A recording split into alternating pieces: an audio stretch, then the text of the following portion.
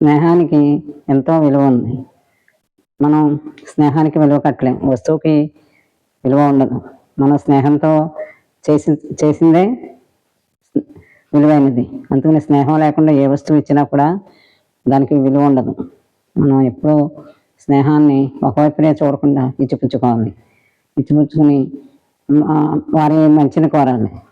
ముఖస్తుతి కోసం స్నేహం, మంచి మాటలు చెప్పి వెనకాల వాళ్ళ గురించి చెడ్డగా మాట్లాడటం ఇలాంటివి చేయకూడదు. ఇప్పుడు జరుగుతున్నది అదే. దాన్ని తెలుసుకుని మనం ఎక్కడ తప్పుగా చేస్తున్నామో తెలుసుకోవాలి. స్నేహితులతో స్నేహాన్ని పవిత్రంగానే ఉంచుకోవాలి. దాన్ని చెడ్డగా వాడుకోకూడదు. అలాగే ఏ కార్యమైనా సరే చేయాలంటే ఆత్మీయత అనే స్నేహం లేకపోతే జరగదు. అది చాలా వేస్ట్గా అనిపిస్తుంది. అందుకని చెడ్డవారితో కూడా స్నేహంగా ఉండి వారిలో మార్పు తేవచ్చు. చెడ్డవారినైనా సరే వారి ఎదురుగా మీరు చెడ్డవారు అనే మాట మనం పలుకోకూడదు. పలకకుండా మంచిగా ఉండి వారిలో ఉన్న కొంచెం మంచి గుణాలు ఏమన్నా ఉంటే వాటిని గురించి వారితో మాట్లాడి మనం ప్రశంసించామనుకోండి, వారు నెమ్మదిగా మారుతారు. మనం మీరు చెడ్డవాళ్ళు అని చెప్పి ముందే మొహానంటే వాళ్ళకి ఎలా ఉంటుంది, ఇంకా రెచ్చిపోతారు అనమాట.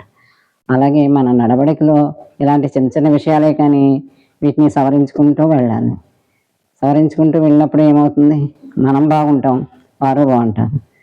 అందరూ బాగుండడమే కావాల్సింది. కయ్యాలు, చెడ్డ మాటలు ఇలాంటివి సమసిపోవాలంటే స్నేహం, ప్రేమ, ఆత్మీయత ఉండాలి. ఆత్మజ్ఞానానికైనా సరే ఆత్మీయత, స్నేహం లేకపోతే మంచి మాట ఎవరు చెప్పినా వినరు. ఆ మంచి మాట ముందు ఆత్మీయత వల్ల ఆత్మీయ భావంగా మనం చెప్పామనుకోండి, మన వైపు వస్తారో ఆ ఆత్మ వీటితో మనం మంచి చెప్పినా వింటారు. జ్ఞానం వింటారు. జ్ఞానం అప్పుడే వంటపడద్ది, ఒక్కసారి వంట పట్టదు. అలా నెమ్మదిగా మన మంచి మాటలతో, ఆత్మీయతతో, స్నేహంతో మంచి వైపు తీసుకురావాలి. తీసుకొచ్చి మనతో కలిసి అడుగులు వేయించాలి. మనకెందుకులని ఎవరిని వదలకూడదు. ఎవరో చెడ్డ వైపే ఉండరు, మార్పు చెందుతారు. మార్పు చెందేవాళ్లే మనుషులు. ఇలా మనం ప్రతి విషయంలో కూడా మార్పు చెందాలని, అందరూ మంచిగా ఉండాలని, మనం మంచిగా ఉంటే ఇతరులు మంచిగా ఉంటారు, ఇతరులు మంచిగా ఉంటే అందరూ మంచిగా ఉంటారు. దీనివల్ల ఏమవుతుంది, అందరి భావాలు ఒక్కటై ఎంతో మార్పు వస్తుంది. విశ్వంలోని ఒక కాస్మిక్ రేస్ అంటే ఒక మంచి సద్భావత ఏర్పడుతుంది. దానివల్ల మంచిగా అంతా వాతావరణం అంతా మంచిగా ఉంటుంది. ప్రజలందరూ హ్యాపీగా ఉంటారు, నవముఖాలతో ఉంటారు, ప్రశాంతంగా ఉంటారు. అన్నీ మన చేతిలోనే ఉన్నాయి. మంచి అయినా చెడ్డైనా అన్నీ మన వల్లే. మన వల్ల జరిగే పనులు కూడా మనం చేయకుండా చేసుకుంటున్నాం. ఎలా అంటే మనకు మంచి జరుగుతుందని తెలిసినా కూడా చెడ్డ వైపే వెళ్తాం. అది చెడు అని తెలిసి కూడా అటే వెళ్తాం.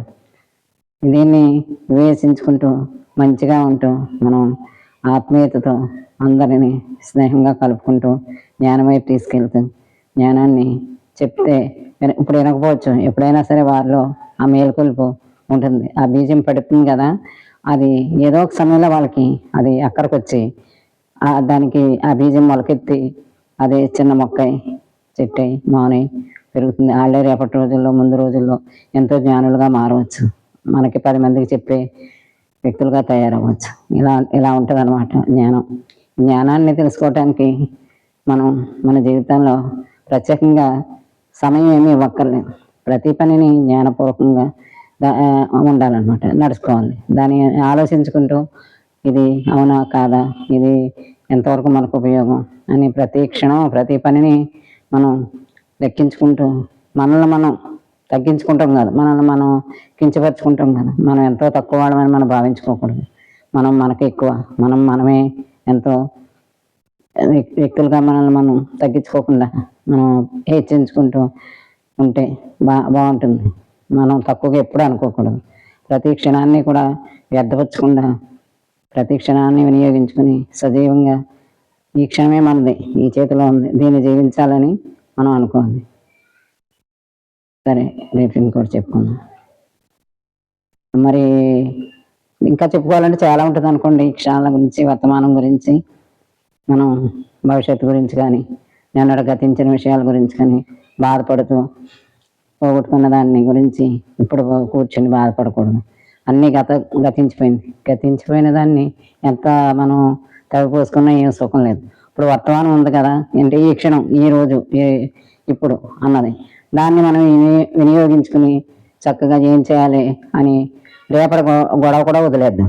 ఈరోజు మనం కరెక్ట్గా చేసుకెళ్తే రేపు ఎంతో చక్కగా ఉంటుంది, భవిష్యత్తు బాగుంటుంది. భవిష్యత్తుని మనం బాగు చేసుకోవాలంటే వర్తమానంలో ఉండాలి. వర్తమానం